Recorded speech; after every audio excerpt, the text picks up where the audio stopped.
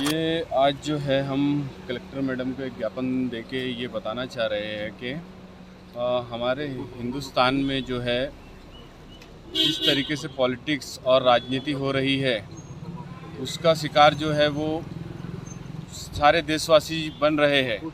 तो वही हम उनको ये बताना चाह रहे हैं मैडम को ये डेपुटेशन के ज़रिए कि जैसे अभी अजमेर में और ज्ञानबाबी मस्जिद उसके बाद में सारी चीज़ों में जब ये हिंदू एक संगठन जो इस पे काबिज होकर काम कर रहा है और हम ये बताना चाह रहे हैं आज माध्यम से कि ये हिंदुस्तान में एक ऐसी राजनीति कर रहे हैं जिससे भाईचारा ख़त्म हो जाए, हिंदू मुसलमान आपस में लड़े, इस तरीके से राजनीति हो रही है।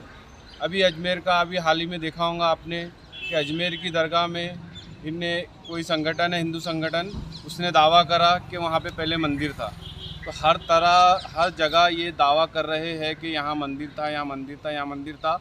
मुसलमान अगर से खड़ा हो जाए और बोले कि ये मंदिर है और यहाँ पे मस्जिद था तो उसके खिलाफ़ एफआईआर भी उसी दम हो जाएंगी, सारी चीज़ें हो जाएंगी। पर ये जो संगठन है इनके खिलाफ़ कोई भी एफआईआर नहीं होती, कोई कार्रवाई नहीं होती है। तो इसीलिए जो है हम कलेक्टर मैडम से आज मिलना चाह रहे थे और अपने मजलिस ऑल इंडिया मजलिस इत्तेहादुल मुस्लिमीन की जानिब से ये ज्ञापन दे के उनके ज्ञान में ये चीज़ डालना चाह रहे हैं हम कि ये जो हो रहा है हिंदुस्तान में ये ख़तरे से भरा हुआ है, ख़तरे से खाली नहीं है। अगर ऐसी ही सोच के लोग अगर पनपेंगे यहाँ पे तो हिंदुस्तान का जो है बहुत जल्द जो है यहाँ पे ऐसी राजनीति चालू हो गई है जिसके वजह से यहाँ पे हिंदू मुसलमान आपस में सुख चैन से नहीं है। तो हम यही चाहते हैं कि इस पे ज्ञान दे के मैडम इस पे कुछ भी आगे इसको बढ़ाए और कार्रवाई करें।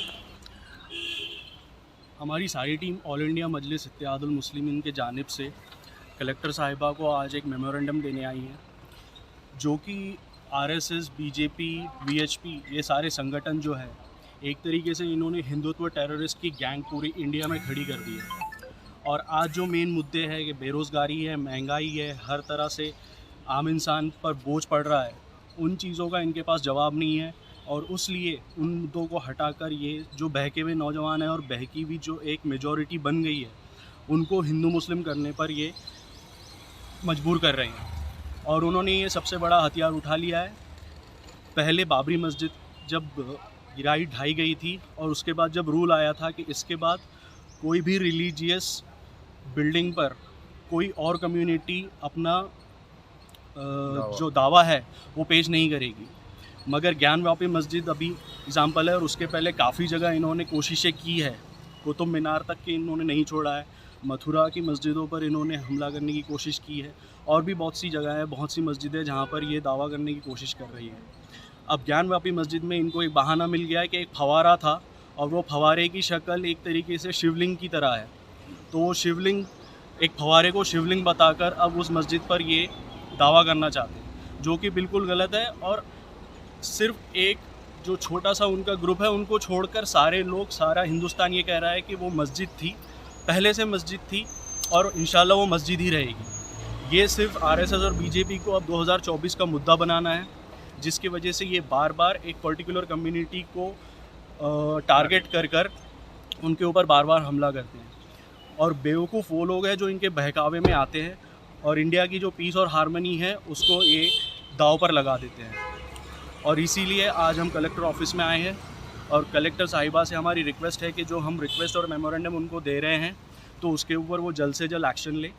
और हम लोगों को चाहेंगे कि ये जो पहले जो रूल्स थे, अभी ये मुस्लिम कम्युनिटी को लेके एक टारगेट किया जा रहा है। पहले ये सरकार आने से पहले हिंदू मुस्लिम सारे लोग मिलजुल कर रहते थे, पहले तो ऐसा कुछ होता नहीं था।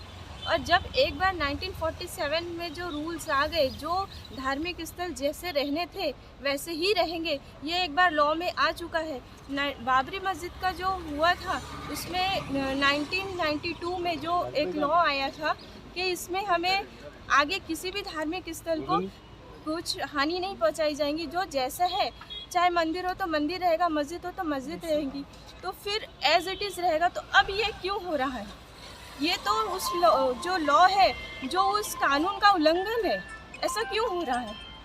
और हर बार मुसलमानों को टारगेट करते हुए हर बार मुसलमानों के जो प्रॉफिट मोहम्मद है उनके बारे में बोलते हैं। नुपुर शर्मा ने कुछ इतना बुरा कहा। अगर मुसलमान भी इस तरह से बोलने लग जाएंगे तो क्या होगा? आपस में भाईचारा ख़त्म हो जाएगा। और ये जो हिंदुस्तान है, ये कई तरह की जो कम्युनिटी को मिलकर एक हिंदुस्तान बना हुआ है। तो ये हिंदुस्तान में क्या रहेगा? बस अफरा तफरी मच जाएगी और एक दूसरे को मार काट रहेगा। ये सरकार आने के बाद कर क्या रही है? ये तो आम जनता में जो भाईचारा था, हिंदू मुस्लिम सब मिलजुल के रहते थे, हिंदू मुस्लिम सिख ईसाई जो हमारा वतन था, तो हमारे इस वतन का हो क्या रहा है?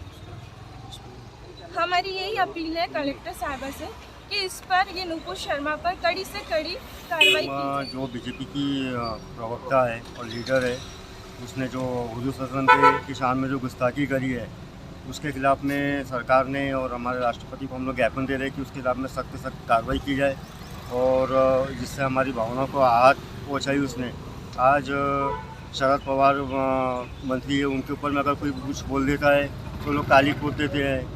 बाला साहब ठाकरे को अगर कुछ बोल देता है तो उनके घर तोड़े जाते हैं, घरों को बुलडोजर चलाया जाता है। मगर आज हमारे हुजूर सल्लल्लाहु अलैहि वसल्लम की शान में गुस्ताखी करे, जिनका हमारा पूरा अकीदा जिन पर है, उनकी शान में जो गुस्ताखी करे, हम लोग इसको कैसे बर्दाश्त करना है? सब चीज़ को, इस चीज़ के ऊपर में हम लोग राष्ट्रपति का ध्यान लाना चाहते हैं कि इसके ऊपर में सख्त कार्रवाई की जाए और वो नुपुर शर्मा को पार्टी से बेदखल किया जाए। दूसरा जो है अपना ख्वाजा मोइनुद्दीन चिश्ती रहमतुल्लाह अलैह की जो दरगाह है अजमेर के अंदर में, तो उसमें राणा प्रताप सेना के संस्थापक है कि राजवर्धन सिंह है। ये इनका एक काम हमको ऐसा ही लगता है कि इनका काम सिर्फ भड़काना है और ऐसे मामलों को उजागर करना है जिससे सांप्रदायिकता का माहौल बने रहे और बीजेपी को फ़ायदा मिलते रहे चीज़ का ध्रुवीकरण हो लोग देश में, जिसमें इसमें यही राजवर्धन सिंह है। इसी ने सबसे पहले ताजमहल के ऊपर में ऑपरेशन उठाया। देखिए ये तेजो महल है, वहाँ पर पूजा करने की मांग करता है। फिर उसके बाद में कुतुब मीनार में पूजा करने की मांग करता है और फिर अब अजमेर शरीफ दरगाह पे मंदिर है ऐसा ऐलान करता है। ये बेफजूल बात फैलाता है जिसका कोई न सर है, न पैर है, न कुछ इसके बाद प्रूफ है। और ये एक राष्ट्रीय संपत्ति, अपनी राष्ट्रीय धरोहर है जिसके ऊपर में कुछ किया नहीं जा सकता। इसके बाद में भी फिर भी ये ऐसे एलिगेशंस और याचिका डालता है, तो इसके ऊपर में संज्ञान लेना चाहिए। और राजवर्धन सिंह राणा प्रताप सेना का जो है संस्थापक, इसके ऊपर में UAPA और राजद्रोह का केस लगना चाहिए। और तीसरा हमारा मुद्दा था इसके अंदर में ज्ञानव्यापी मस्जिद का जो मामला है हमारा, ये इसको एक फव्वारे को, फाउंटेन को शिवलिंग बताया जा रहा है, जिसका वो सीधा वहाँ दिख रहा है कि वो फाउंटेन है। फिर भी वो मुद्दे को ज़बरदस्ती उछाला जा रहा है और ध्रुवीकरण के लिए इस्तेमाल किया जा रहा है उसको 2024 को देखते हुए। और दूसरा, हमारे देश के अंदर में 1951 को कानून पास हुआ था। 1947 के पहले जो भी धर्म स्थल रहेंगे वो बदले नहीं जाएंगे। वो अधिनियम और प्रावधान लागू हुआ था, उसी के ऊपर में हम सरकार ने अमल करना चाहिए और राष्ट्रपति का ध्यान हम लोग उस तरफ केंद्रित करना चाहते हैं ताकि ये मुद्दे उठे ना, बंद हो जाए। और सरकार का असल ध्यान महंगाई और जो अभी महत्वपूर्ण चीज़ है, मूलभूत सुविधा है, उसके ऊपर में जाना चाहिए। शुक्रिया।